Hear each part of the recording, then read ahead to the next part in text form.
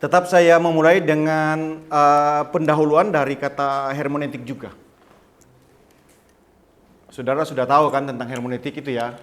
Tapi selalu saya akan mengulang kata hermeneutik itu. Dari bahasa Yunani, hermenein itu yang mengandung arti menafsirkan. Nah, kata ini dilatar belakangi ya seperti yang kita sudah pelajari adalah kisah seorang dewa dari Yunani yang bernama Hermes. Makanya nanti hermeneutik itu ya. Orang Yunani ini tidak hanya menganggap Hermes sebagai dewa, tetapi juga dipercaya sebagai utusan dari langit, guna menyampaikan sebuah pesan kepada umat manusia. Karena pada saat itu bicara tentang dunia Yunani. Maka kata hermeneutik itu diambil dari hermeneutika, diambil dari kata hermen, arti menafsirkan juga. Nah, tentu diambil dari seorang yang dianggap utusan dari langit, yaitu Hermes. Nah, hubungan antara hermeneutika dengan dewa Hermes mengandung 3 poin utama, yaitu sumber atau bahan yang berisi sebuah teks yang dihubungkan dengan pesan yang dibawa oleh Hermes, oleh dewa yang diutus dari langit. Penghubung atau penafsir Hermes disampaikan oleh Hermes sebagai perantara supaya dapat dipahami, dikatakan oleh penerima pesan. Jadi kita di dalam teks yang kita baca, yang kita pahami, sebagaimana saya jelaskan kepada kelas teologi perjanjian baru itu, ada yang disebut dengan pengirim pesan. Pengirim pesan adalah Tuhan. Berarti di sini adalah penerima pesan, yaitu manusia, Pak. Berarti pengirim pesan sebagai Tuhan. Nah, apa yang dikirim pesan adalah Allah yang mengirim. Berarti berbicara tentang Allah yang Maha Tahu, Allah yang penuh kasih, adalah Allah yang Maha Suci. Nah, penerima manusia. Manusia sudah jatuh ke dalam dosa. Ada keberdosaan di situ. Jadi, ketika pesan disampaikan, makanya disampaikan kepada orang-orang yang diinspirasikan Allah, kepada para penulis Alkitab, ya kan? Nah, dia kan mendapat ya, seperti yang saya jelaskan kan begini. Pengirim pesan.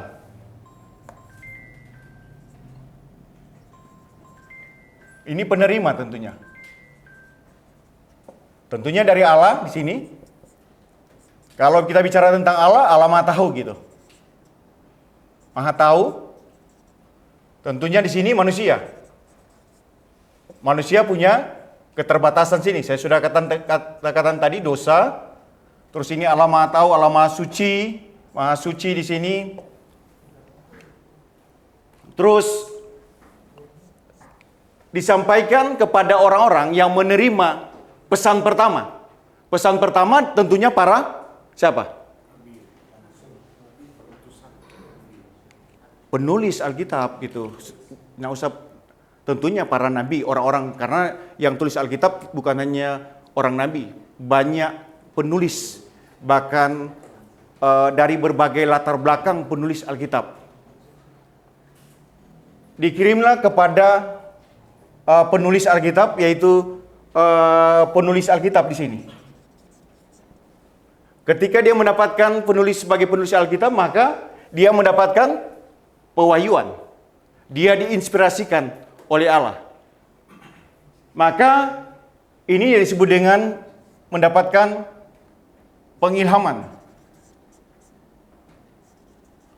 Tentu di sana, di sini manusia mendapatkan apa? Kemarin apa? Iluminasi, ilustrasi dari mana? Iluminasi. Berarti ini dia mendapatkan pewahyuan. Manusia mendapatkan iluminasi. Maka berita ini disampaikan kepada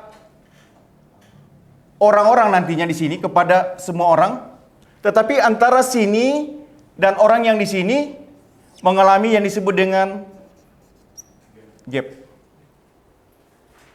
Ada jurang pemisah antara penerima pertama dan kita orang-orang yang menerima berita sekarang. Ada gap. Saya sudah katakan dari awal, gap itu budaya, bahasa, apalagi geografi.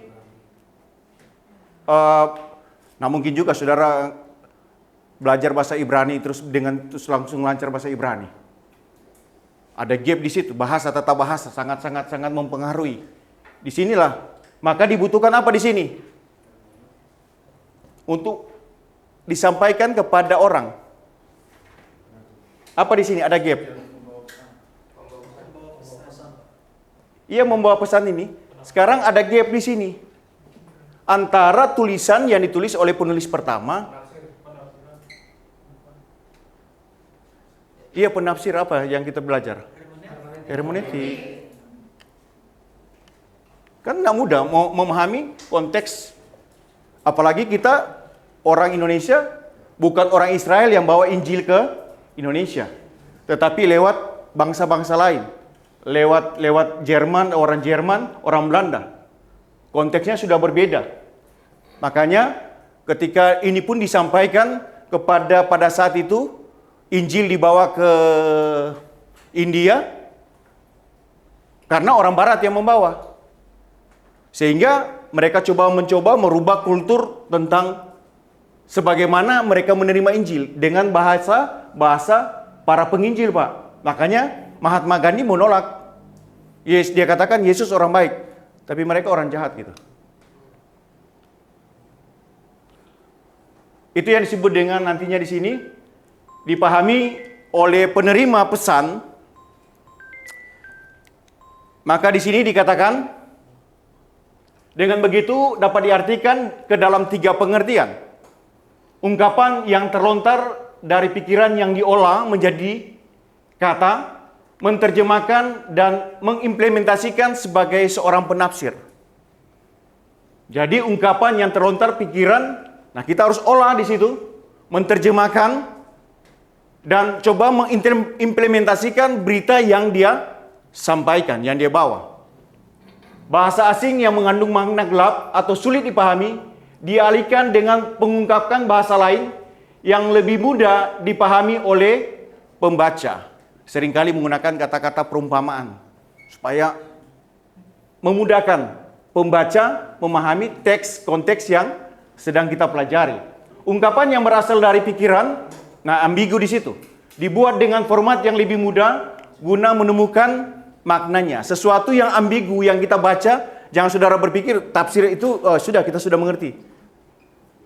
Tetapi adalah sesuatu tendensius yang kita harus bangun ketika kita diperhadapkan dengan sebuah kitab. Jadi kita sudah berpikir tentang kebenaran, kita percaya tentang kebenaran Alkitab. Tetapi ketika kita akan menguji setiap kebenaran, nah itu terbangun juga sebuah ambigu. Pertanyaan-pertanyaan nantinya di dalam setiap teks. Baru di situ dikatakan apa? Nah, sini langkah-langkah mengeksekusi. Ada sebuah langkah bagaimana kita harus melakukan sebuah eksekusi. Bukan seperti saya katakan tadi, lihat punya orang, baca punya orang, kita ambil kutip-kutip, ya sudah, saya khotbahkan itu. Bukan seperti itu. Ini saya mendudukan posisi saudara sebagai seorang teologi, seorang yang memahami, mengerti tentang namanya metodologi metodologi penafsiran. Prinsip penafsiran yang benar seperti apa? Apa yang harus saudara terapkan? Langkah-langkah apa yang saudara akan bawa ketika saudara diperhadapkan dengan sebuah teks? Ya kan? Langkah-langkah apa yang saudara harus buat gitu? Apa yang harus saudara kerjakan? Nah ini langkah pertama itu nats. Pertama itu teks. Dalam penelitian eksegesis, nats yang diambil harus berasal dari naskah asli. Asli tulisan Alkitab yang tertulis dalam bahasa Ibrani, Perjanjian Lama dan bahasa Yunani Perjanjian Baru. Berarti kita tahu ya, saudara sudah belajar tentang pengantar Perjanjian Lama. Teks bahasa Perjanjian Lama ditulis dalam bahasa apa? Bahasa Ibrani. Tetapi teks yang kita punya digunakan dalam bahasa Yunani yang diterjemahkan oleh LX Septuaginta. Menemukan naskah berarti menemukan perikop yang hendak ditafsirkan sehubungan dengan naskah-naskah sekitar. Nah, kita harus menemukan naskah-naskah karena kalau saudara buka nanti di Google itu, ternyata ada banyak perdebatan di dalam setiap teks. Kita meyakini Perjanjian Lama Perjanjian Baru sebagai firman Allah. Tetapi ketika saudara baca nanti, itu di dalam sebuah teks itu ada banyak persoalan di situ. Sehingga orang mengatakan ini bukan naskah yang asli, ada yang masih dikatakan ambigu di situ. Makanya di situ dikatakan pengetahuan tentang hubungan antar kaitan naskah pilihan dengan naskah sekitar akan menolong kita untuk mengetahui kerangka umum dari naskah yang hendak kita tafsirkan. Pengetahuan seseorang terhadap suatu naskah yang hendak ditafsirkan dan hubungannya dengan nas sekitarnya akan membantu peneliti. Nah, kita kan sebagai seorang penafsir disebut sebagai peneliti. Kan kita sedang menafsirkan, meneliti kitab itu. Itu yang harus saudara, maka ada metodologinya, ada langkah-langkahnya di situ. Terus di situ dikatakan menemukan inti nas yang dieksegesa. Setelah nas ditentukan, maka peneliti harus mencantumkan, dikatakan apa sini? Nah, next. Teks yang dimaksud adalah teks asli yang akan dieksegese. Contoh, ini contoh surat Ibrani misalnya, yang saudara mengeksegese apa gitu. Nah, teks diambil dari Perjanjian Baru. Nah, tentunya bahasa Indonesia, bahasa Yunani, tentunya saudara harus cantumkan di situ, ada edisi, saudara harus tahu juga baca Alkitab itu. Makanya saya menyarankan kayaknya sudah ada teks Alkitab Perjanjian Lama Perjanjian Baru itu dalam versi baru. Tahun 2000 itu sudah ada. Banyak perubahan-perubahan di situ. Jadi memuat teks di sini banyak sekali ayat-ayat yang khususnya kita pelajari dalam bahasa Yunani nantinya. Terus di situ dikatakan, ini bicara tentang teks ya. Terus Pastor? Nah, menurut Kamus Besar Bahasa Indonesia, kata teks memiliki arti naskah yang berupa kata-kata asli dari pengarang, kutipan dari kitab suci atau pangkal ajaran atau alasan, bahan tertulis dasar untuk memberikan pengajaran dan sebagainya. Nah, teks yang sudah ditentukan untuk dieksegesa perlu dilakukan apa di situ dikatakan? Analisa teks dengan tujuan supaya kita memahami teks dengan jelas. Jadi tentu ketika saudara nanti akan melakukan sebuah langkah eksegese, teks yang kita baca tentunya tidak serta-merta sebagai orang percaya juga terus langsung masuk kepada ya apa yang saudara mau tafsirkan. Tentu sebagai orang percaya ada doa di situ. Ya kan? Minta tuntunan Roh Kudus yang akan menyertai. Tentu sebagaimana saya katakan, minta tuntunan Roh Kudus ada Alkitab, tetapi ada apa? Sumber lain sebagai pendukung untuk kita melakukan sebuah analisa, sebuah penelitian tentang teks. Terus di situ dikatakan apa? Nah, ini sangat terkenal, buku Hasan Sutanto itu sangat terkenal. Bahwa analisa teks adalah langkah pertama dari penafsiran Alkitab. Sebab sebelum seorang menafsirkan sebagian Alkitab, tentunya kita nak menafsirkan semua, tentunya teks yang kita pilih tentunya, ya kan? ia terlebih dahulu harus yakin bahwa bacaan atau teks dalam tangannya adalah paling dekat dengan naskah asli. Apa naskah asli? Tentunya bahasa-bahasa Yunani, bahasa Ibrani. Nah, itu akan diperhadapkan dengan kita, teks yang kita baca.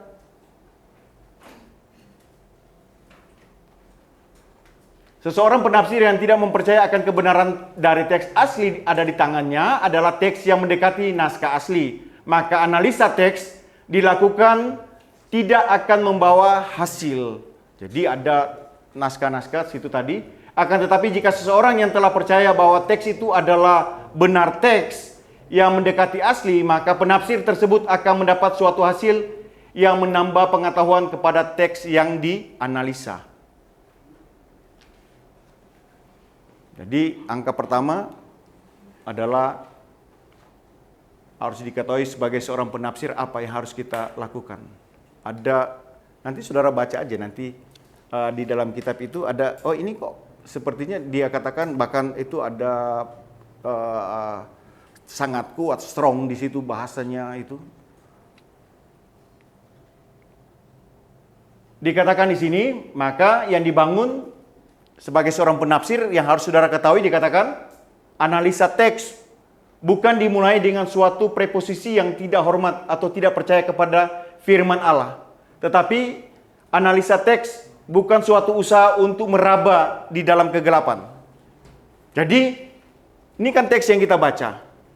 Jadi bukan berarti ketika saudara akan menganalisa sebuah kitab bukan berarti kita nggak percaya Tuhan. Tetapi kan ini teks di mana ada gap saya sudah katakan tadi, bagaimana teks itu kita baca dalam konteks sekarang. Itu mengalami kesenjangan, ada jurang pemisah di situ, Pak. Yang sangat jauh. Kan Alkitab ada pada saat itu di timur kuno jauh gitu.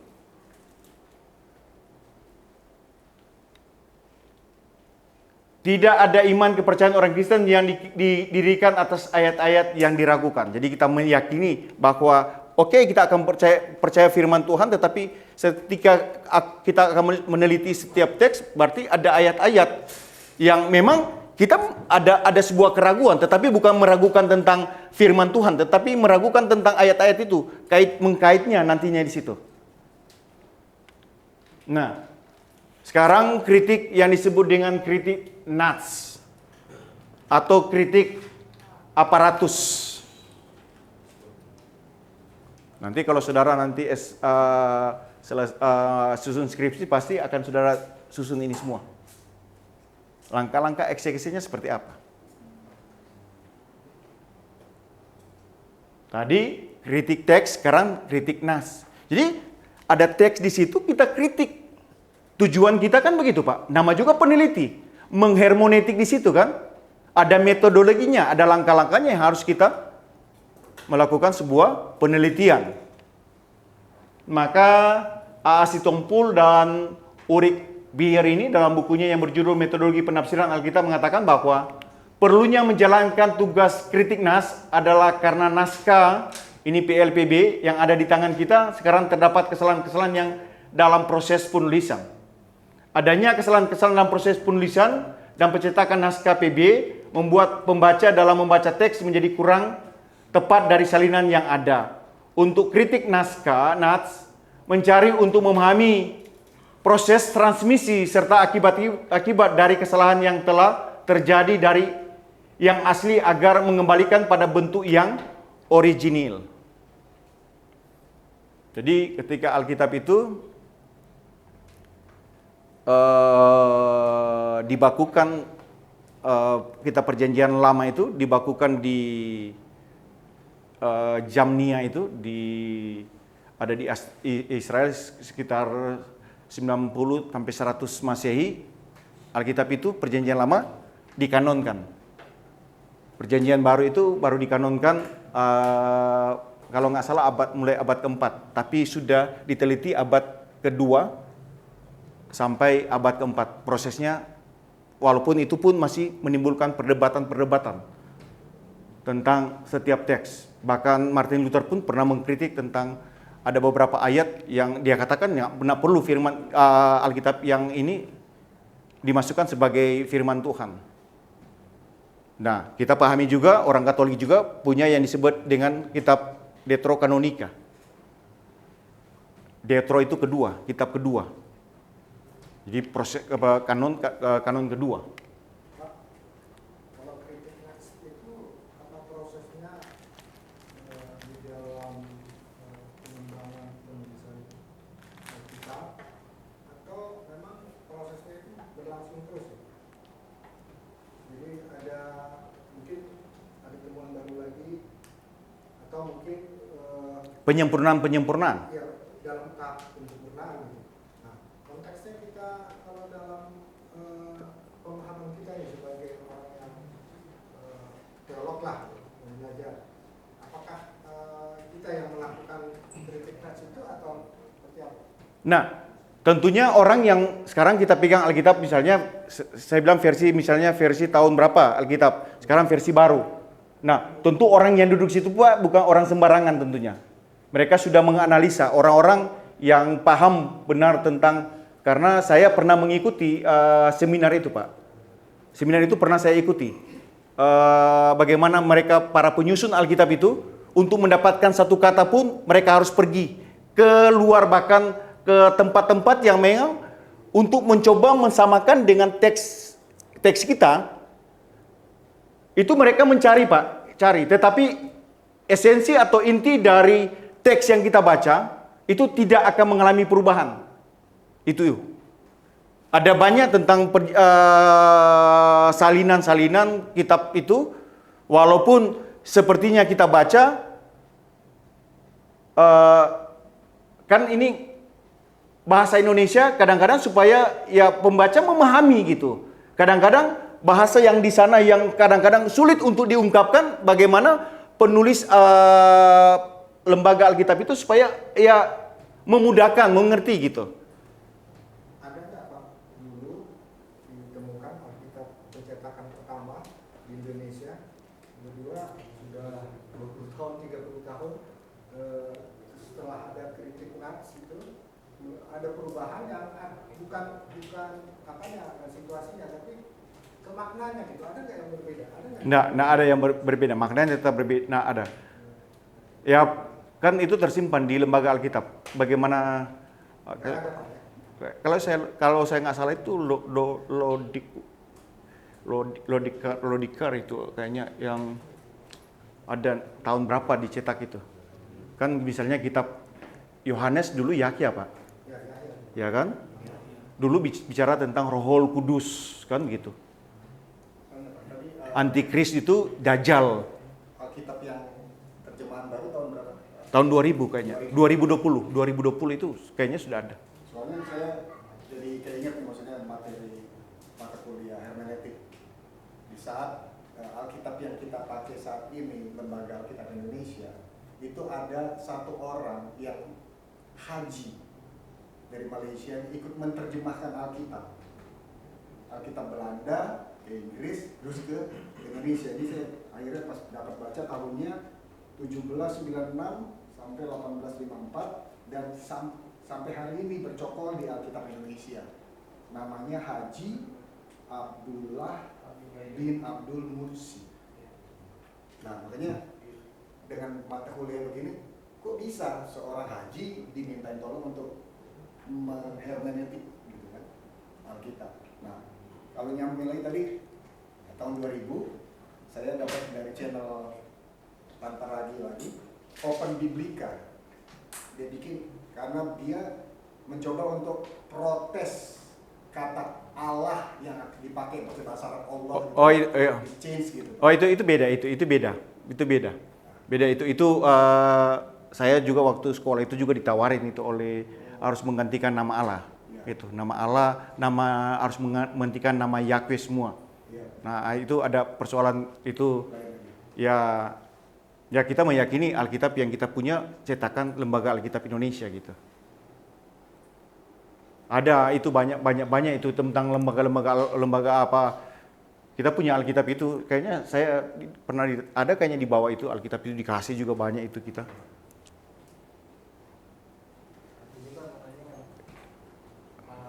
Ben Suradi kalau nggak salah itu dulu.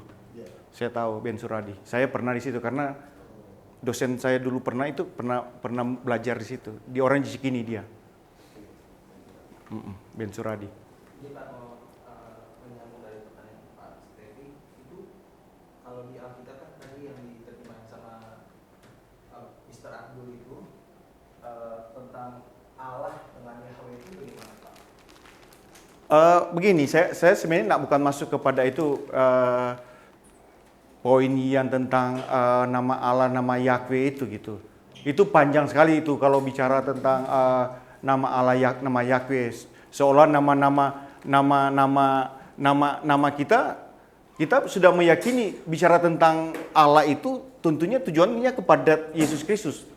Tetapi bagi mereka kan menyamakan tentang Allah kita dengan Allah mereka gitu. Dua persepsi yang berbeda sebenarnya, Pak. Ya kan? Seolah-olah kita kok kalau kita pakai nama Allah mereka, Allah yang tulisan nama Allah, seolah-olah pakai nama Allah mereka. Ya kan? Apakah kita pakai nama Allah seperti itu? Enggak juga kita. Karena nama-nama itu nama yang sudah ada. Kalau misalnya orang Ambon menyebut bukan nama Allah, tetapi apa? Tete manis. Gitu. Dalam konteks seperti itu. Orang-orang Batak apa, Pak? Di Batak. Tetapi saya nggak mengikuti tentang proses apakah dia Saya juga Jehovah. Yehova. Karena kita itu dari dua Pak, jadi yang tidak ada tulisan apa itu dari open. Ya, itu mereka gencar juga. Saya tahu itu dari dulu Ben Suradi itu. Dia juga ya dalam penginjilan sebenarnya ada baik juga, tapi ya seperti itu Ben Suradi.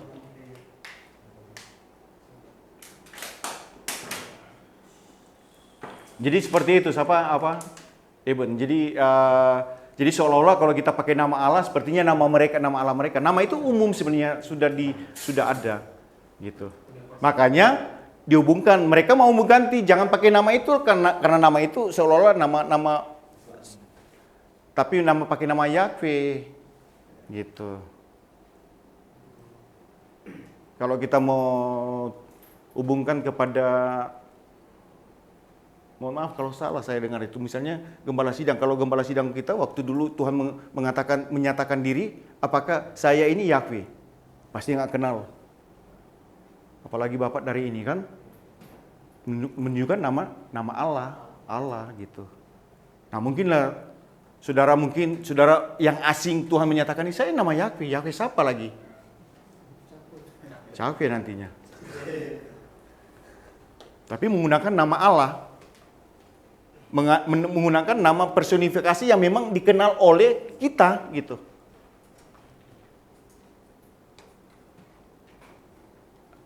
Tadi kritik tadi Nats ini, tunggu Walson sini. Sudah, ini terus. Nah, ini Andre and Hill and Joel Walton ini penulis buku besar itu, buku apa ya? Survei Perjanjian Lama, Perjanjian Baru.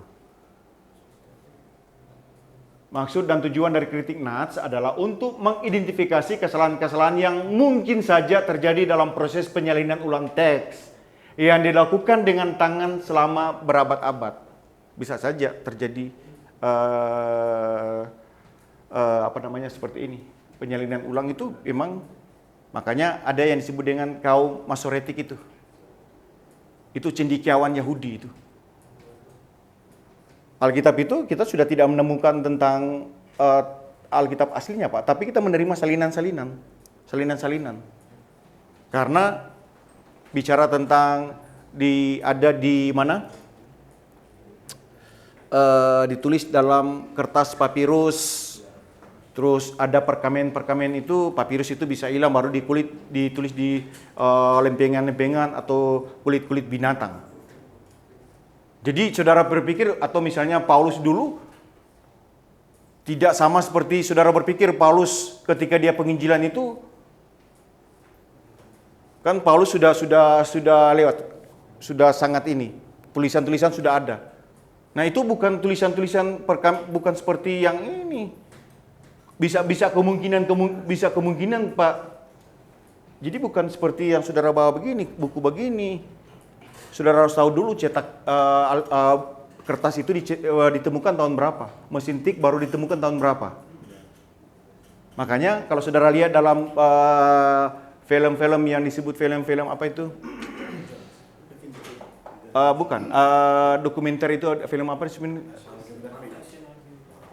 Nah itu kan kalau mengirim surat kepada seorang raja, mereka tulis itu bukan di lembaran itu Pak. Tulis seorang raja itu, berita itu banyak sekali, panjang. Karena belum ada kertas. Kertas itu baru dicetak tahun berapa oleh siapa itu?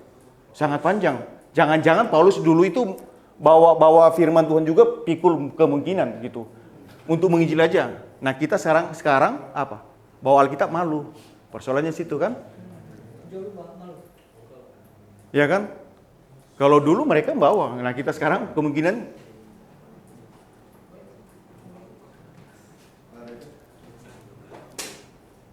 yang eksegesi tadi Pak, maaf, di slide sebelumnya yang penafsir Romawi 1, Romawi 2 sebelumnya. panjang nih. Oh iya, Sutanto itu penafsir. Yang penafsir 2 itu apakah itu maksudnya bukan satu usaha untuk meraba dalam kegelapan? Jadi dia maksudnya begini, kita kan meneliti sebagai seorang peneliti, jangan sampai kita meneliti itu meraba-raba gitu. Ya, maksud saya Dalam kegelapan, jangan, jadi karena ini, jadi seolah-olah ini kegelapan begini. Jadi sehingga, nah kita kan meneliti, ketika kita meneliti, nah orang ketika melakukan sebuah teks, meneliti sebuah teks itu, kadang-kadang kita nak menemukan makna arti dari teks itu. Seringkali orang bosan, ya sudahlah, akhirnya sudah maunya mensederhanakan, akhirnya ya salah, kita coba masukkan dengan cara berpikir mungkin ini. Nah itu akhirnya kita berjalan dalam ya raba-raba seperti itu nantinya. Nah kita harus meneliti dengan benar, orang yang disebut akan melakukan sebuah penafsiran, menafsirkan sebuah teks itu adalah orang-orang yang memang teliti Pak. Bahkan kalau saudara lihat itu orang-orang Yahudi itu kalau meneliti sebuah teks itu bukan cuma satu hari langsung jadi ini. Mereka membutuhkan waktu untuk mereka sendiri itu Pak. Disebut dengan penafsir resmi kan? Saya sudah jelaskan penafsir resmi, penafsir palsu, baru penafsir apa? Apa tuh? Benar, yang benar, pasti yang benar. Penafsir resmi adalah orang-orang Yahudi. Ahli-ahli Taurat yang mereka meneliti itu. Siang malam mereka baca itu untuk mencari arti. Oke, apa lagi? saya ini mata kuliah ini penting Pak, dalam arti yang tadi saya tanyakan itu ada lanjutan, maksudnya kalau di tetangga sebelah kan di dalam kegelapan, maksud saya begitu Pak, dan mereka disuruh percaya buta aja apa yang ditafsirkan di dalam gua itu. Ya makanya ketika mereka harus ini ya bagi mereka jangan di inilah ya, sudah ada memang ya ada dari mereka ya sesuai dengan tafsiran dari mereka ini sudah. Jadi kalau sudah dibawa dari sana ini tafsirannya sudah di ini. Ketika dibawa dalam konteks Indonesia akhirnya seperti itu. Nah kita harus bawa dalam konteks kehidupan nyata di Indonesia. Firman Tuhan 1 Korintus, firman Tuhan Rasul Paulus kepada jemaat di Korintus. Nak bilang firman Tuhan ini ditujukan kepada jemaat di Kelapa Gading, nggak mungkin. Konteksnya wilayah sana. Nah bagaimana dari posisi sana kita bisa menerapkan dalam kehidupan nyata yang ada dalam konteks Indonesia. Misalnya dikatakan di situ, perempuan jangan mengajar. Ya kan? Sehingga kalau kita berprinsip begitu, ya sudah ikut Alkitab aja. Perempuan jangan mengajar. Nah, tentunya kita harus teliti tentang teks itu. Konteksnya apa yang dibicarakan? Kenapa Paulus melarang pada saat itu? Gitu. Jangan setelah di sini kita terapkan apa yang di sana kita terapkan di sini terus melarang gitu. Kalau mereka ya sudah dilarang sana ya. Gitu. Terus apa lagi di situ? Mana lagi?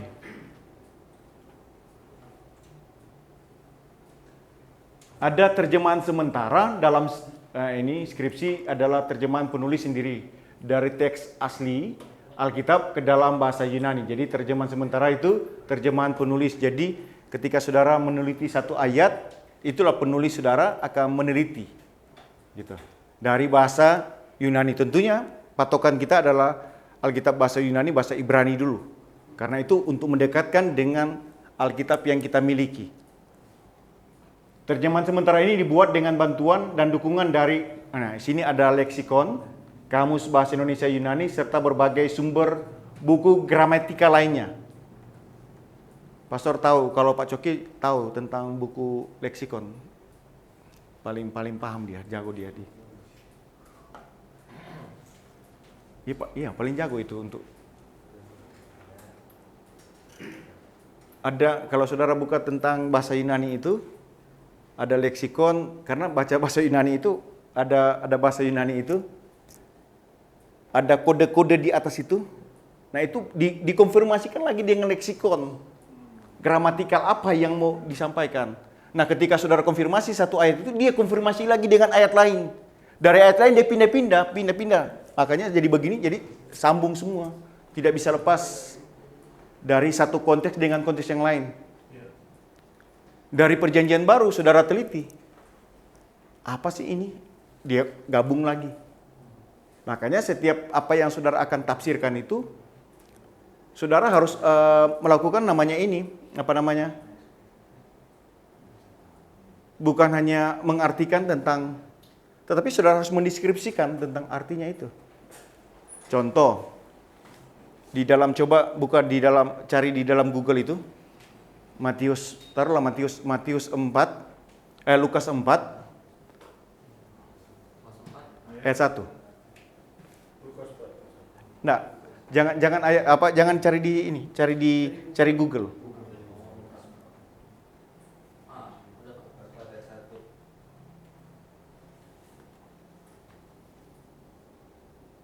Nah, coba. Nah. Oh, bukan ini surat. Kamu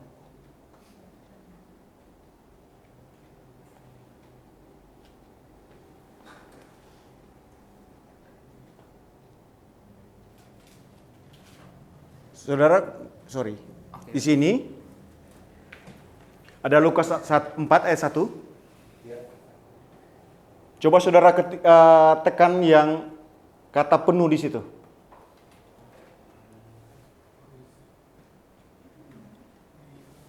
Maka muncul kata pleres. Ketika saudara ketik kata pleres itu, di situ diterjemahkan sebagai penuh, meluap, melimpah.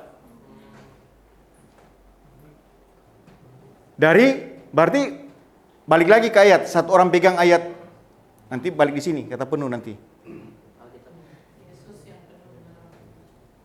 Mana penuh di situ? Yang penuh atau bukan? Mana penuh? Ya. Kata apa itu? Nah, kata pleres, Yesus yang penuh, yang meluap, yang melimpah dengan Roh Kudus. Nah, kita tidak berhenti dari penafsiran itu ya. Kita nggak berhenti dari kata pleres, misalnya kata pleres. Nah sekarang pertanyaan saya, sesuatu dikatakan penuh, alat ukurnya apa?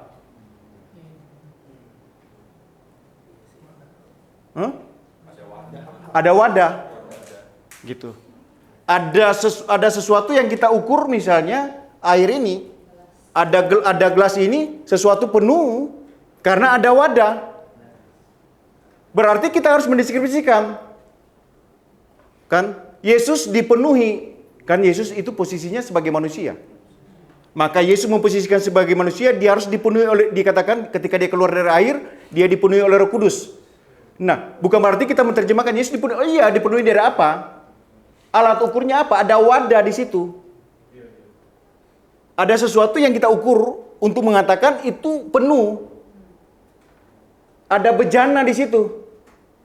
Berarti sebagaimana Yesus dipenuhi, dia terisi, ada wadah, diisi oleh kuasa Roh Kudus. Nah, kalau kehidupan kita harus terisi sepenuhnya, penuh, sampai meluap, sampai melimpah. Nah, bicara melimpah itu bicara bukannya kita diberkati, tetapi orang lain juga diberkati. Itu melimpah itu nantinya. Nah, kita kan harus mendeskripsikan, bukan mendeskripsikan Yesus penuh dengan Roh Kudus, Yesus meluap, melimpah. Tapi kita harus mendeskripsikan apa arti dari melimpah itu. Karena ada wadah, berarti orang percaya kita ini ada wadah yang harus diisi sampai penuh. Nah, apa yang harus diisi supaya penuh? Ya firman Tuhan. Kebenaran firman Tuhan harus diisi. Berarti orang harus diisi terus. Nah, itu untuk mendeskripsikan. Kalau saudara nanti berkhotbah, nah itu harus dideskripsikan, Pak. Jangan cuma bilang penuh. Artinya pleres, begini-begini, bla bla. Tapi dideskripsikan. Apa arti penuh? Kenapa dia harus penuh? Kan itu asumsi-asumsi itu kita bangun, kita pertanyakan. Yang harus kita pertanyakan setiap ayat-ayat. Kenapa dia harus penuh? Kalau dia kurang bagaimana? Kan begitu. Kalau nggak penuh gimana?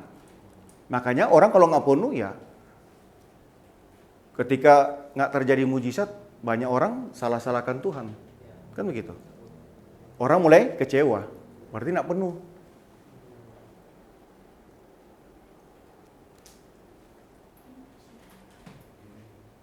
Ini terjemahan sementara, terus apa? Saya ada apa tugas kalian ya?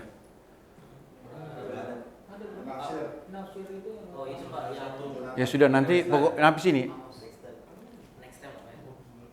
Harus sekarang ini. Memang materi banyak saya. Saudara mau cari juga di Google ini nggak ada.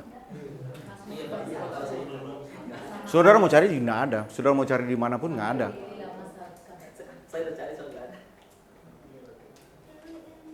Cuma ada di STT Tiberias itu. Serius.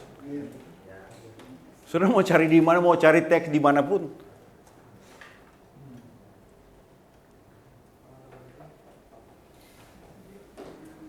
Terus Cok, coba, Pastor. Nah, si Tompul dan Urik Bayar dalam bukunya mengatakan terjemahan Nats yang hendak disusun tidak ada bersifat sementara dulu karena dapat terjadi bahwa uraian tafsir nanti menghasilkan arti suatu istilah Yunani Nats yang berbeda dengan arti yang kita tetapkan baginya dalam terjemahan. Karena itu kita diperlukan suatu perbaikan lagi. Jadi setelah uraian tafsir barulah dapat dipastikan terjadi dengan tepat. Jadi ayat kata penuh tadi, jangan saudara ada kata penuh lagi di Alkitab lain, terus saudara konteksnya, oh kata penuh sama dengan penuh ini, tentu berbeda. Berarti penekanan bukan pada kata penuh di situ. Di dalam teks yang lain, bukan itu menjadi, walaupun katanya itu sama, gitu. Jangan saudara berkata, iblis dipenuhi terus mungkin saudara tamu iblis dipenuhi Roh Kudus juga, kan bukan begitu. Harus dibedakan juga teks yang kita baca, Pak. Bayar ini terus, jadi setelah uraian barulah dapat dipastikan terjemahannya dengan tepat. Bentuk dan konteks. Kata konteks berasal dari dua kata, kon yang berarti bersama-sama atau menjadi satu, dan tekstus yang berarti tersusun. Jadi konteks di sini menunjuk kalimat atau bagian yang berada di sekitar ayat atau ayat-ayat yang ditafsirkan. Bahkan ini dapat juga menunjuk seluruh isi kitab itu atau seluruh Alkitab. Jadi ini bicara tentang bentuk konteks. Kan kita nggak bisa dari konteks yang kita sekarang baca, dari firman yang kita baca. Konteksnya apa? Kenapa Yesus mengatakan akulah pokok anggur? Konteksnya apa? Ada konteks-konteksnya gitu.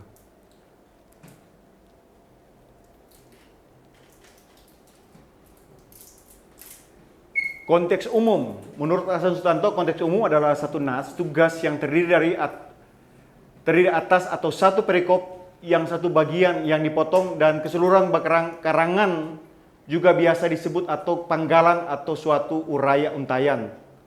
Jadi karena penulis PLPB tidak menyajikan satu kumpulan yang terjadi dari berbagai perikop, melainkan menyajikan satu karangan teologis secara sistematis, maka perluan nas ini dianggap satu unsur dari keseluruhan karangan itu. Jadi ketika kita menyusun sebuah teks itu, di sini dikatakan ada penggalan-penggalan, tetapi ya kita memahami dalam sebuah konteks yang kita sedang pelajari.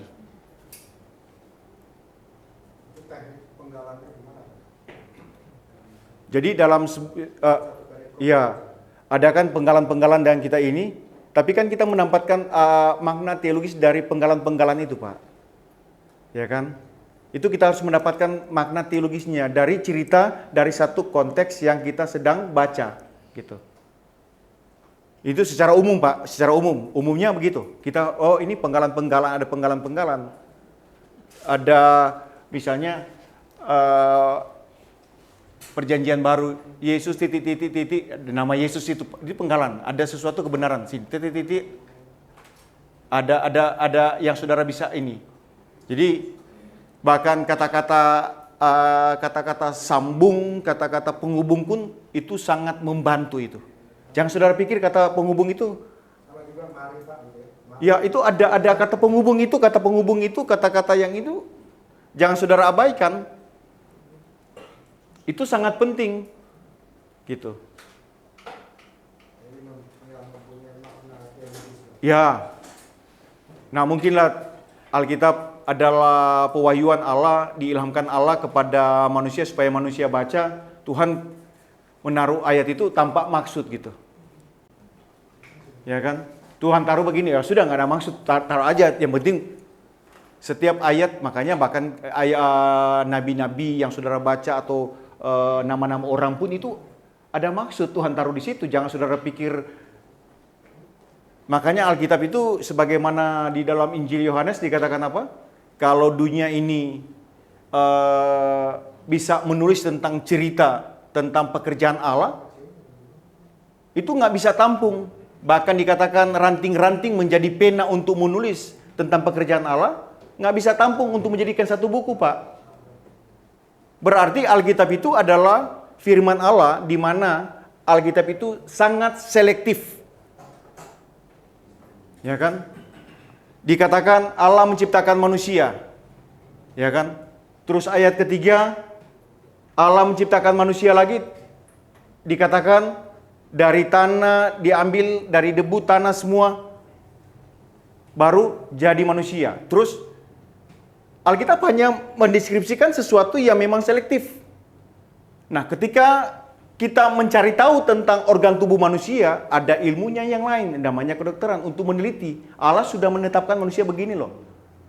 Unsur-unsur ada yang dalam tubuh itu sudah dijelaskan, tetapi untuk meneliti itu ada ilmu kedokteran, dokter yang meneliti itu, anatomi tubuh manusia gitu. Dikatakan apa lagi?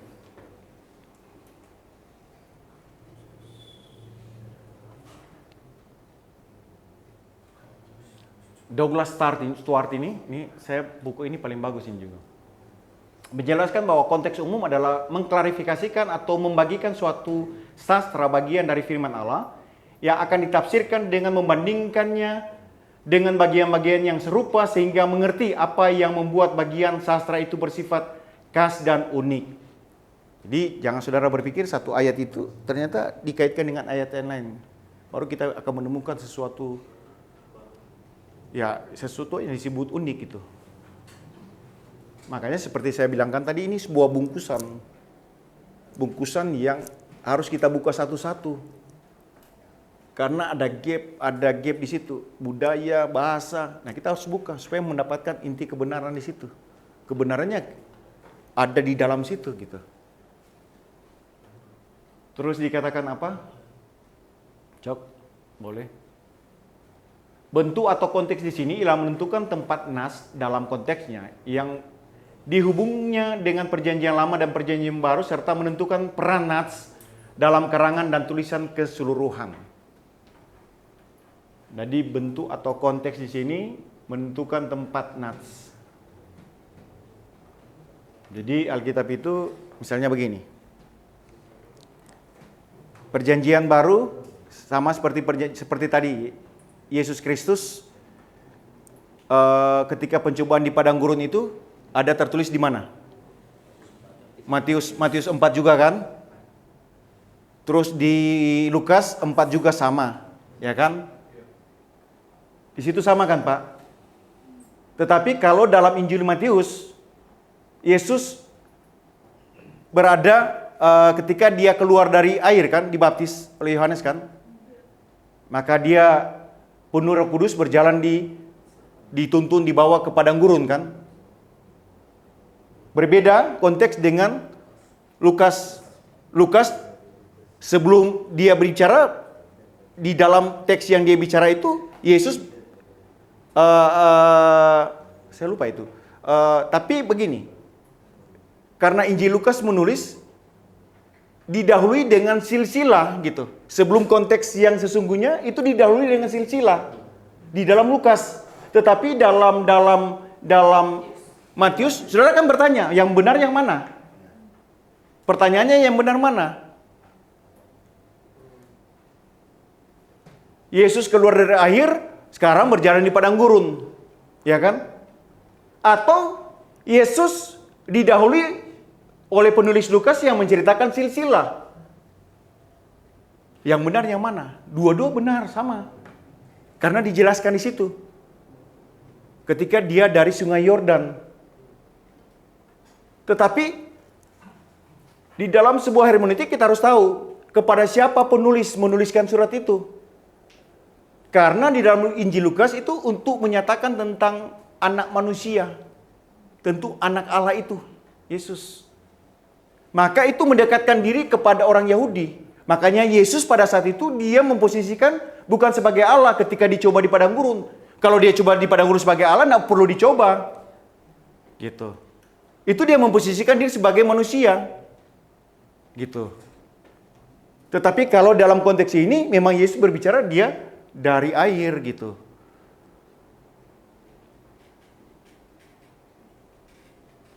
Konteks khusus. Pada bagian ini penulis akan berusaha menemukan konteks khusus, yaitu suatu keadaan secara khusus dari nats pilihan yang akan terbagi menjadi dua, yaitu konteks dekat dan konteks jauh. Jadi ada konteks dekat, ada konteks jauh. Kemarin saya sudah jelaskan juga konteks dekat sebagian, konteks jauh. Saudara sudah tahu lah konteks dekat, sudah tahu konteks dekat, konteks jauh.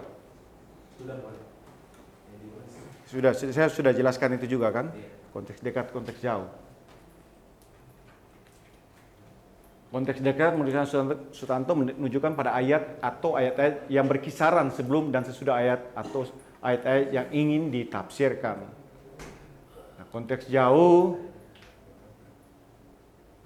Hasan Sutanto berpendapat bahwa konteks jauh adalah sesuai dengan pengertian luas atau jauh. Analisa jenis ini menyelidiki konteks yang agak luas dan jauh. Dengan demikian fungsinya mungkin tidak begitu jelas dalam penentuan batas suatu kalimat atau penentuan arti kata, tata bahasa. Tetapi dalam penyelidikan jalan pemikiran atau tujuan dari bagian yang ingin ditafsirkan, bahkan dari seluruh kitab, analisa jenis ini sangat bermanfaat. Diperlukan analisa di situ, Pak, konteks jauh. Jadi berarti tentunya konteks dekat dengan cerita yang kita dekatkan di situ. Hanya sekitar konteks yang kita baca. Tetapi ada konteks jauh. Berarti ada gap di situ. Nah, itu diperlu analisa. Gitu. Bukan berarti di sini nggak perlu analisa juga. Tetapi karena ini bicara konteks, kenapa Yesus berbicara tentang seperti yang saya sudah sampaikan itu kemarin di dalam Ibrani kok dalam hal apa? Tetapi berarti ada konteks jauh yang dibicarakan oleh penulis. Nah, bidang kehidupan ini penting. Menurut Hasan Sutanto, Sith and Lieben ini adalah suatu fungsi atau tujuan atau unit yang bersangkutan dalam kehidupan dan kebaktian komunitas orang beriman. Ini kita sudah mendapatkan sebuah bagaimana langkah-langkah penafsiran yang baik yang benar itu kita sudah dapatkan. Sith and Lieben adalah suatu istilah yang digunakan oleh para peneliti Jerman dari aliran-aliran kritik bentuk dan sulit diterjemahkan ke dalam bahasa-bahasa lain. Maksud dan tujuannya di sini adalah koneksi sosial atau konteks hidup di mana satu cerita itu muncul. Ada nggak sesuatu yang ada nantinya Sid and Lieben itu ada tujuannya nanti di situ, Pak? Setiap teks dalam Alkitab dilatar belakangi oleh kehidupan. Jadi ketika kita baca firman Tuhan kan tentunya apa sih makna, kan Alkitab itu buku hidup gitu, buku Allah. Berarti ada pesan yang disampaikan dari Allah ketika kita menafsirkan bahwa itu hidup gitu. Berita itu bukan berita yang mati gitu.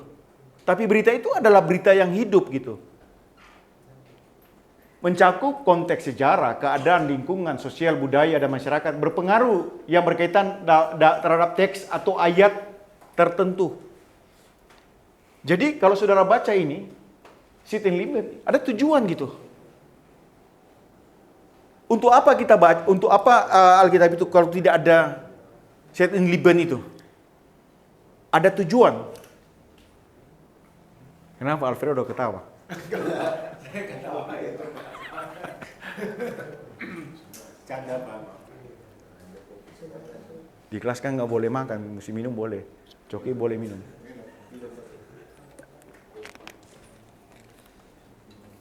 Jadi Pak ini ya, jadi sekarang kan ini kita belajar teologi kan, teks yang kita baca itu ada makna nggak, ada tujuan nggak untuk kehidupan orang? Iya kan? Selalu ada tujuannya gitu, bidang kehidupan. Pemahaman ini setiap tes itu dilatar belakangi oleh Iya. harus ada. Ya adalah, Bicara tentang kehidupan. ya. Tentu ada latar belakang tentang kehidupan ini, bagaimana nanti diterapkan kepada generasi-generasi berikutnya kan tentunya. Dalam lingkungan sosial, budaya.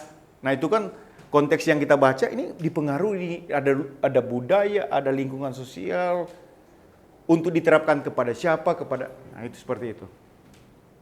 Setiap penafsir yang hidup pada masa kini, hidup dalam situasi yang berbeda dengan penulis dan pembaca mula-mula, oleh karena itu mereka memiliki pandangan hidup tertentu. Maka karena hal inilah dibutuhkan penyelidikan konteks situasi, sejarah masa lalu yang turut menentukan arti teks.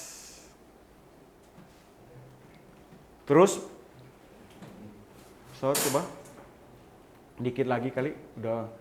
Dalam mencari kehidupan atau yang dikenal dengan Sid and Lieben dapat ditemukan dengan langkah-langkah berikut. Menentukan jenis literatur naskah.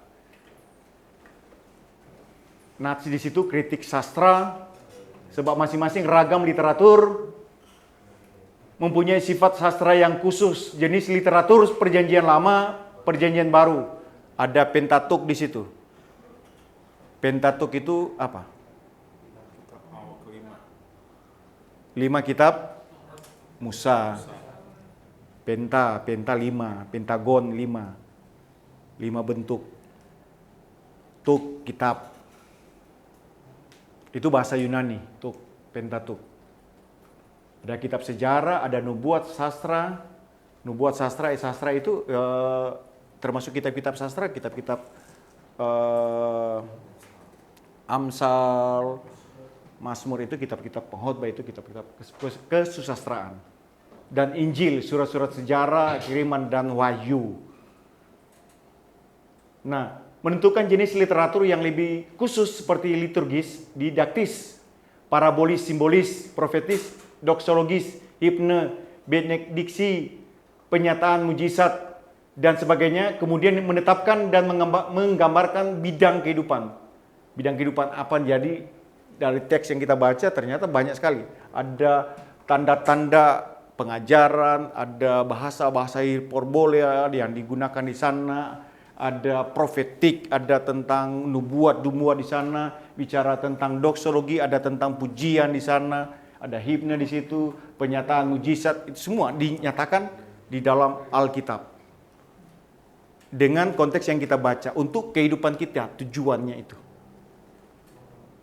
Kemudian sudah, selanjutnya ditelaah siapakah yang, terus coba pastor, siapakah yang berbicara, apakah yang dibicara, kepada siapa disampaikan, apa tujuannya, gitu. Oke, terus pengaruh agama.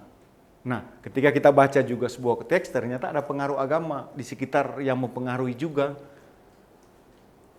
Langkah ini penafsir akan mencari apakah terdapat pengaruh agama atau kepercayaan sekitar terhadap nats pilihan. Penulis kitab-kitab dalam Perjanjian Lama Baru menulis pemikirannya dalam konteks lingkungan agama-agama atau kepercayaan yang eksis pada waktu itu. Ada Yudaisme, ada Helenisme, ada Gnosticisme. Jadi ini kan firman Tuhan.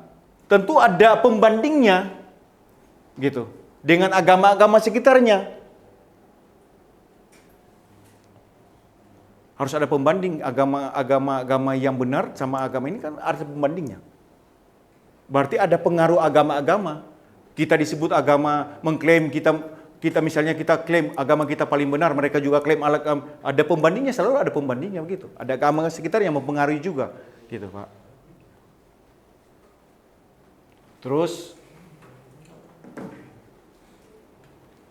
alam pikiran agama-agama tersebut tidak asing bagi mereka dan banyak istilah asing diambil seperti istilah logos, kategori dualisme seperti terang dan gelap atau atas bawah atau hidup mati, hidup maut gitu. Nah ini dualisme tentu ya bicara tentang ada ajaran yang disebut dengan ajaran gnostik. Orang harus punya pengetahuan itu, gnostik. Si Tompul Ulrich Beyer ini mengatakan bahwa kalau berbicara tentang pengaruh agama atas sesuatu nats Alkitab, maka penulis dapat mengingat pada pengaruh positif. Misalnya suatu nats turut dibentuk ucapan teologisnya oleh alam pikiran agama-agama sekitarnya. Jadi kita jangan sampai kita abaikan ternyata ada agama-agama sekitarnya.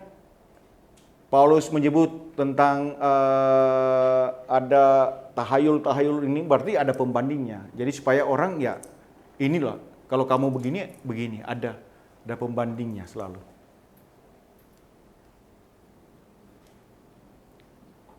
Coba cok terus. Tempat dan waktu. Tulisan dalam Perjanjian Lama, Perjanjian Baru bukanlah suatu tulisan yang berada di luar koridor ruang dan waktu, melainkan merupakan suatu tulisan yang terikat dengan ruang dan waktu, yang tertuju kepada seseorang atau sekelompok orang pada waktu tertentu, pada masa lampau dijabarkan bagian-bagian ini. Saudara harus menjabarkan bagian-bagian ini. Jadi ada waktu, ada tempat. Bahasa hukum apa itu? Lokus apa? Delicti. Ada tempat, ada waktu, lokus delicti.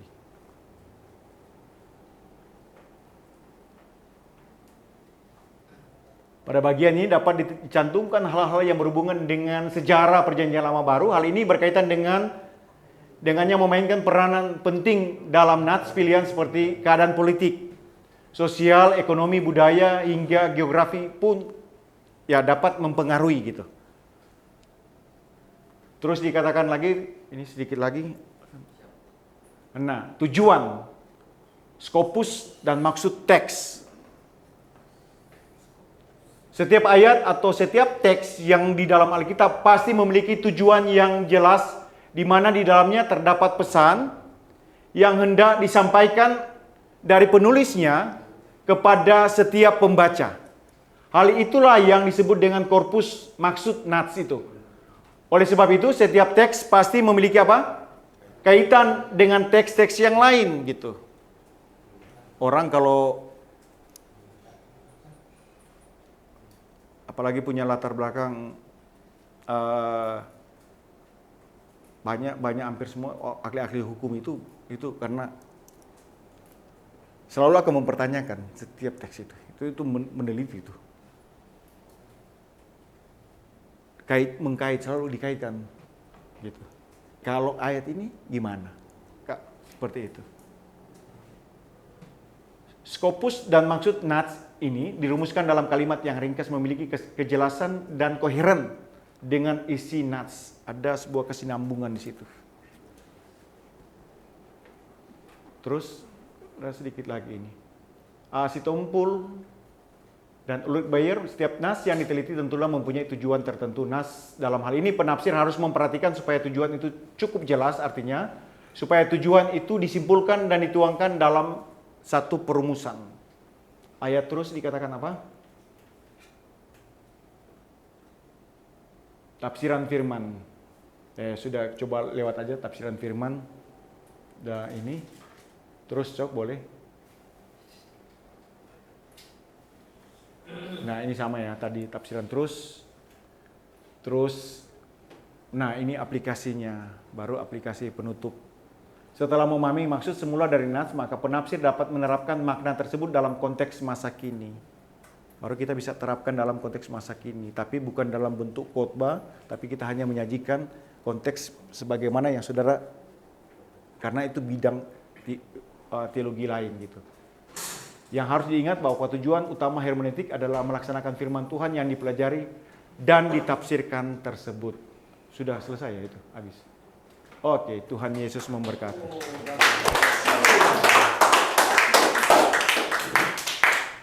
Apa lagi? Apa? Siapa mau? Boleh sekali. Saya boleh nggak minta Pak Devi dan tolong buat mencocokkan hermeneutik yang Pak Devi dalam satu ayat, biar kita lebih baik. Satu ayat itu, kalau kita menafsirkan satu ayat, kita gunakan misalnya perjanjian baru. Misalnya seperti tadi, Injil Matius tadi ya, Yesus padang gurun. Satu teks itu kita copy lagi bahasa aslinya, bahasa Yunaninya. Baru kita tafsirkan satu ayat per satu ayat, kata per kata. Contoh Pak, kayak misalkan Eli lama sabatani misalnya. Iya, disebutkan itu. Eli laba sama tadi ini, Eli itu apa? Sabatani kalau misalnya, kalau itu ya, kalau seperti itu diterjemahkan. Nah, kata Eli itu diambil dari mana? Ada nanti kalau saudara masuk kepada sebuah leksikon akan ditunjuk. Nomor berapa, di bagian mana. Itu akan ditunjuk oleh leksikon. Oleh gramatikalnya itu. Dia akan menunjuk kepada sebuah yang saudara tafsirkan itu. Boleh tolong kasih sedikit ya? Boleh diulas. Yang Eli itu.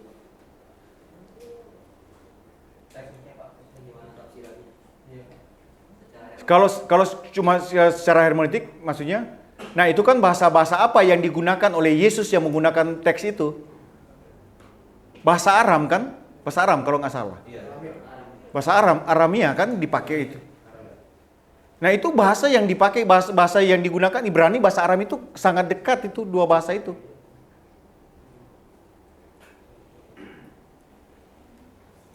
Yesus menggunakan itu, kenapa Yesus menggunakan Eli sama Tani? Ada.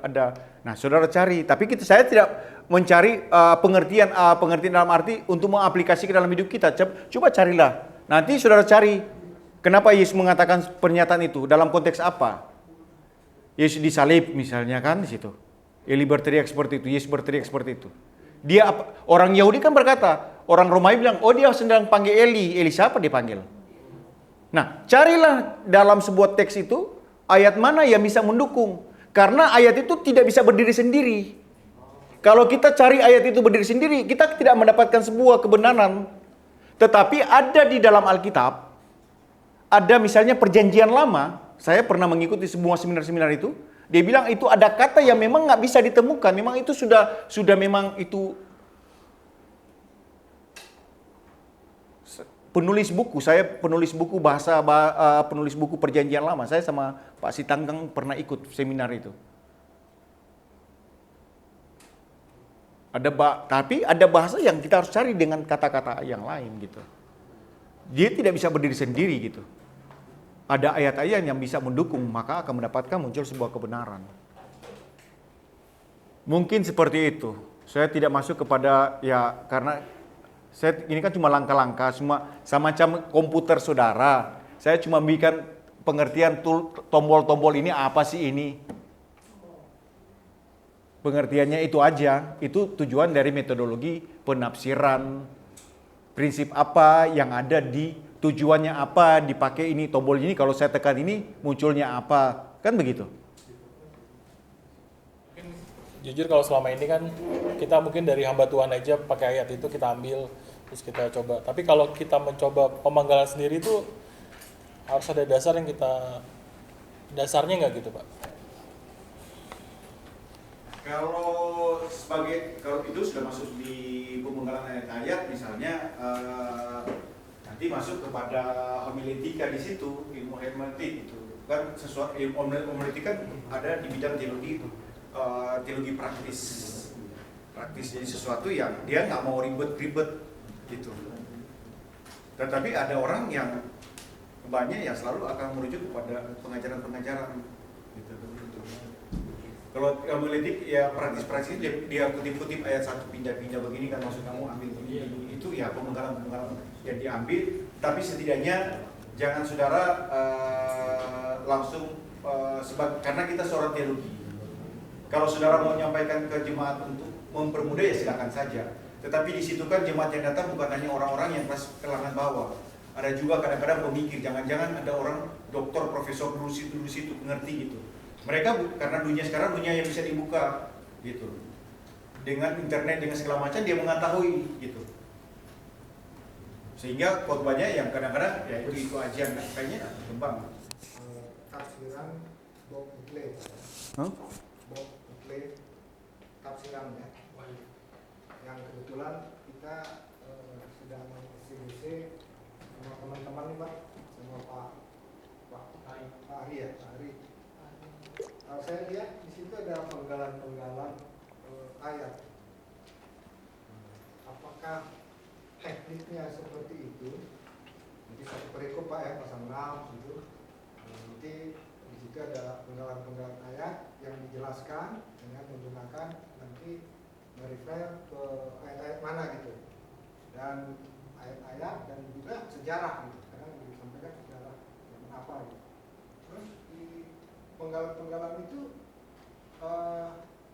dilakukan dan menurut saya mempunyai makna gitu Pak. Artinya dia ada maknanya gitu. Apakah seperti itu yang namanya pemenggalan? Karena dia menguraikan satu pasal itu dengan teknik begitu Pak. Saya cuma baca metodenya aja ini Pak. Apakah seperti itu? Saya juga belum bisa masuk kepada apa yang Bapak pikirkan sebagaimana ayat yang apakah pemenggalan seperti itu. Tapi intinya begini kan dalam kitab Wahyu, kalau saudara baca tentang kitab Wahyu, nah di situ banyak sekali bicara tentang cuma tanda, simbol-simbol di situ.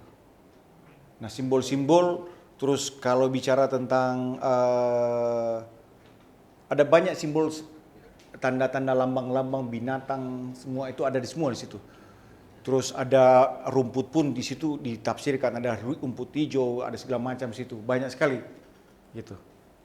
Di dalam setiap tafsiran tentunya selalu akan misalnya ayat yang kenapa ayat itu muncul atau cuma berdiri sendiri sebagaimana penulis Yohanes di Pulau Patmos itu. Nah, itu akan dilihat lagi. Oh, ini ada juga sudah ada dijelaskan di dalam gitu. Apakah warna kuning, apakah warna biru atau warna apa yang ada di situ?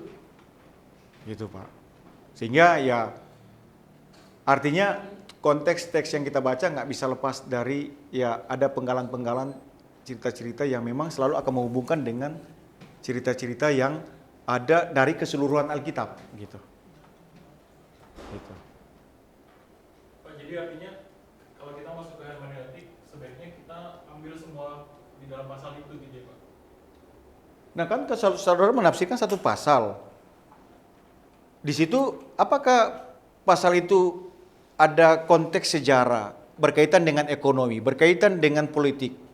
Ada yang melatar belakangi. Jadi nah semua juga ada latar belakang cerita dari itu, tapi kan ada konteks-konteks tertentu di dalam setiap yang saudara tafsirkan ketika diperhadapkan dalam kitab Wahyu, ada konteks sejarahnya, maka kita cari itu.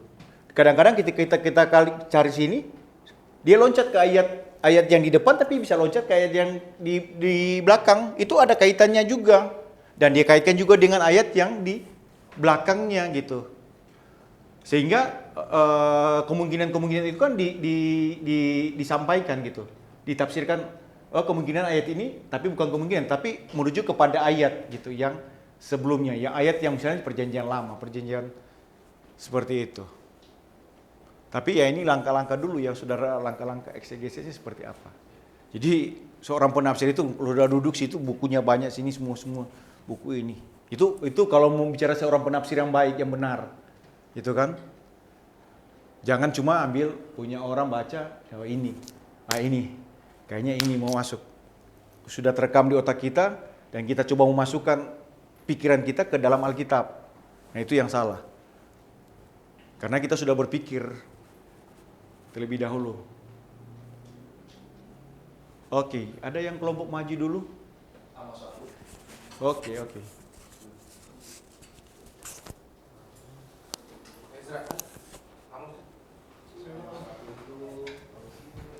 Ayo, masih jam 8, masih ada 1 jam.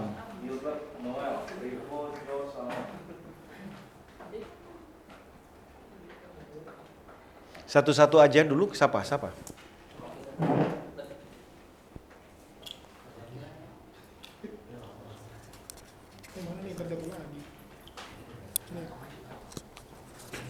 itu. Saya ambil dari situ.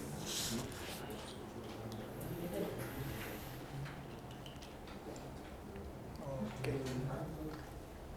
Shalom semuanya. Jadi saya bakal ngasih hasil hermeneutik atau penafsiran saya di Amos 1. Amos 1 ayat 1 kan dibilang perkataan yang dinyatakan kepada Amos salah seorang peternak domba dari Tekoa. Jadi pada basicnya latar belakang Amos tuh dia bukan nabi yang natural nabi, dia tuh dulu sebelum jadi nabi peternak domba di Tekoa gitu. Dan Tekoa itu bukan kota besar tapi kayak lebih ke kayak pedesaan gitulah, kota-kota kecil gitu. Terus tentang Israel pada zaman Uzia raja Yehuda dan dalam zaman Yerobeam anak Yoas. Nah pada zaman kedua raja ini Israel sama Yehuda itu ekonominya lagi pesat, lagi naik banget, lagi kayaknya banget, lagi produktifnya banget. Terus di ayatnya kedua kan kalau kita baca Amos ada di ayatnya kedua dibilang gini, Tuhan mengaum dari Sion dan dari Yerusalem. Yerusalem itu kan di atas, jadi itu kayak gambaran Tuhan tuh mengaum dari tempat maha tinggi gitu. Keringlah padang-padang pengembalaan dan layulah puncak gunung Karmel. Puncak gunung Karmel pada zaman itu ekosistemnya orang Israel pada zaman itu. Jadi itu ngegambarin bahwa ekonominya Israel tuh ngebutuhin banget ekosistem dari puncak gunung Karmel gitu. Terus ini yang mungkin bikin kita bingung, ada perkataan begini, karena 3 perbuatan jahat bahkan 4. Ya. Sebenarnya artinya itu gini, 3 itu kan dalam sebuah frasa Ibrani artinya angka maksimal. Kita bisa tarik ke perjanjian baru, itu Petrus. Petrus kan nyangkal Tuhan Yesus 3 kali, baru dia sadar. Nah, bahkan 4, berarti 4 itu udah melewati angka 3. Jadi maksudnya tuh yang dilakuin udah jahat banget sama bangsa-bangsa yang dimention di Amos 1 ini. Karena 3 bahkan 4 perbuatan jahat. Nah ini ada Damsyik. Damsyik ini sebenarnya kan tujuan Amos itu pertama-tama mau bernubuat tentang Israel. Jadi Amos ini orang Yehuda, tapi bernubuatnya di Israel, di kerajaan Samaria gitu. Di tetangganya Yehuda. Tapi dia nggak langsung ngasih nubuatan ke Israel. Dia ngasih nubuatannya ke musuh-musuhnya Israel dulu, dari Damsyik. Di sini Damsyik dibilang oleh karena mereka telah mengirik Gilead. Jadi mengirik di sini konteksnya kan zaman dulu tuh perang ya. Jadi bisa jadi zaman dulu tuh orang-orang yang kalah perang itu diirik, jadi kayak diseret gitu. Jadi kayak apa ya? Pokoknya lebih parah daripada yang namanya beheaded, daripada dipenggal gitu. Jadi benar-benar disiksa gitu. Itu ngelanggar HAM lah. Baru yang pasal ketiga baru pasalnya yang keempat kan dibilang aku akan melepas api ke dalam istana Hazael segala macem. Di ayat-ayat berikutnya juga dibilang aku akan melepas api ke istana ini, ke puri ini. Ini tuh maksudnya Tuhan tuh menghukumnya bukan cuma buat orang-orang kerajaannya, tapi satu kerajaannya itu kena gitu. Setiap ibarat kalau Tuhan menghukum Bekasi itu nggak cuma Bekasi, tapi maksudnya apa sih kota-kota yang Bekasi ya, maksudnya Mega Bekasi kena, BCP kena gitu. Jadi kayak semuanya dual Bekasi yang kena, nggak cuma Bekasi Gak cuma Bekasi zaman di Bekasi daerah Bana doang gitu, tapi semua Bekasi kena gitu. Terus ada Gaza. Karena 3 perbuatan jahat Gaza, bahkan 4, aku tidak akan menarik kembali keputusanku. Oleh karena mereka telah mengangkut ke dalam pembuangan suatu bangsa seluruhnya. Ini human trafficking. Jadi penjualan besar-besaran gitu, perbudakan, pokoknya penjualan budak, jadi mereka misalnya habis menang, orang-orang diperbudak, dijual gitu ke bangsa-bangsa lain. Jadi kayak Romusa gitulah istilahnya. Aku akan menyiapkan penduduk dari Asdod. Nah itu juga sama, itu kayak menghukum satu bangsa Gaza.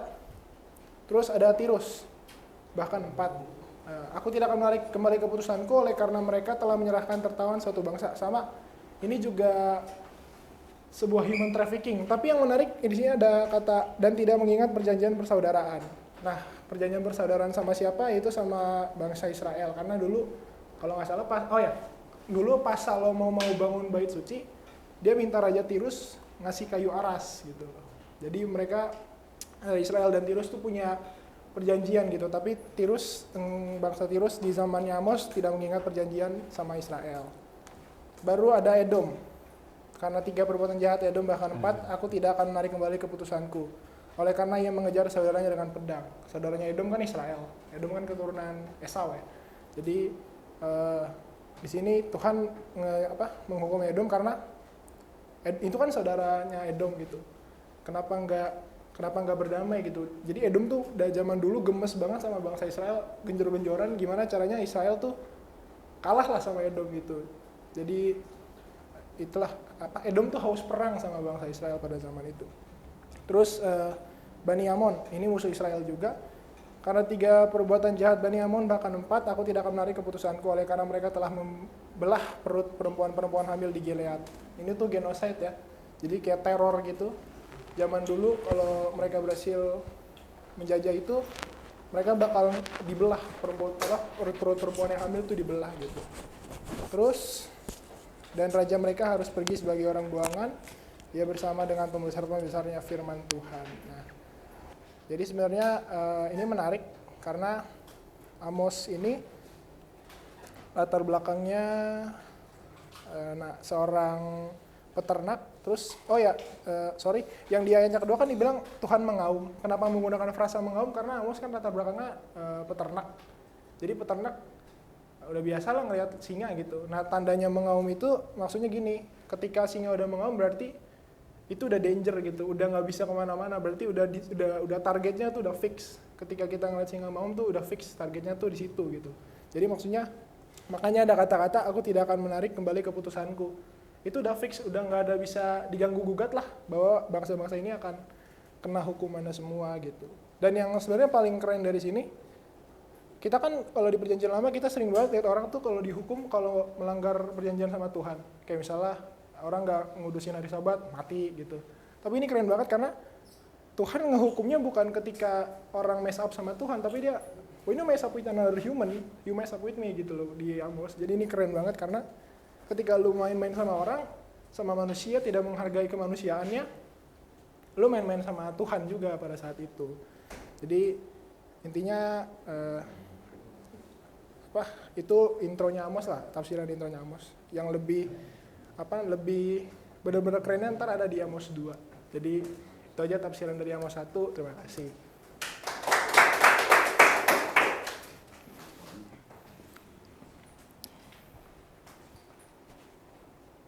Shalom. Saya akan menggali dari kitab Amos. Kitab Amos ini berisi tentang nubuat tentang hukuman Allah atas kejahatan kemanusiaan yang dilakukan oleh bangsa, yaitu Damsyik, Gaza, Tirus, Edom, sama Bani Amon. Tuhan menghukum mereka karena kejahatan kemanusiaan yang dilakukan oleh bangsa-bangsa itu. Tuhan menjatuhkan hukuman kepada mereka, hukuman yang maksud bisa terjadi dengan segera, bisa juga datang kemudian. Yang pasti pelaku perbuatan jahat bakar dan menghanguskan bangsa-bangsa itu. Hukuman yang dijatuhkan Tuhan ini begitu dahsyat dan luas spektrumnya. Dapat kita lihat dari ayat-ayat tersebut, masing-masing Tuhan mengatakan, kena 3 perbuatan jahat, bahkan 4. Kalimat ini bukan memperlihatkan bahwa mereka durhaka 3 atau 4 kali saja, melainkan bahwa kedurhakaan mereka itu telah lebih dari ukurannya atau telah melampaui batas. Tuhan akan melepaskan api pada setiap bangsa itu, tetapi Tuhan juga memberikan hukuman yang lain kepada bangsa tersebut atas apa yang telah mereka lakukan. Tidak hanya istana sebagai kediamannya yang dihancurkan, tetapi kota-kota lain atau seluruh isi kerajaan. Tidak saja raja dan keturunan yang dihukum, tetapi juga seluruh rakyat kerajaan. Mereka dibunuh dan pada akhirnya yang masih bertahan hidup dibuang sebagai orang buangan atau tawanan di negeri lain. Berdasarkan nubuat Amos ini, dapat disimpulkan bahwa kejahatan manusia sangat dibenci Tuhan. Dia menjatuhkan hukuman bagi setiap pelaku kejahatan. Hukuman itu dijatuhkan kepada pribadi, organisasi, atau negara pun. Bahkan rakyat yang tidak ikut dalam pengambilan keputusan negara itu ikut merasakan hukuman atau dampaknya. Nubuat Amos ini bisa menjadi pelajaran penting bagi kita saat ini. Kita patut mengajarkan paham yang benar kepada warga jemaat kita sebagai pelayanan di gereja untuk menjaga mereka melakukan kejahatan yang sama yang dilakukan dalam nubuat Amos ini. Sebagai individu kita patut mengasihi setiap orang dan memperlakukan mereka seperti kita memperlakukan diri kita sendiri. Terima kasih.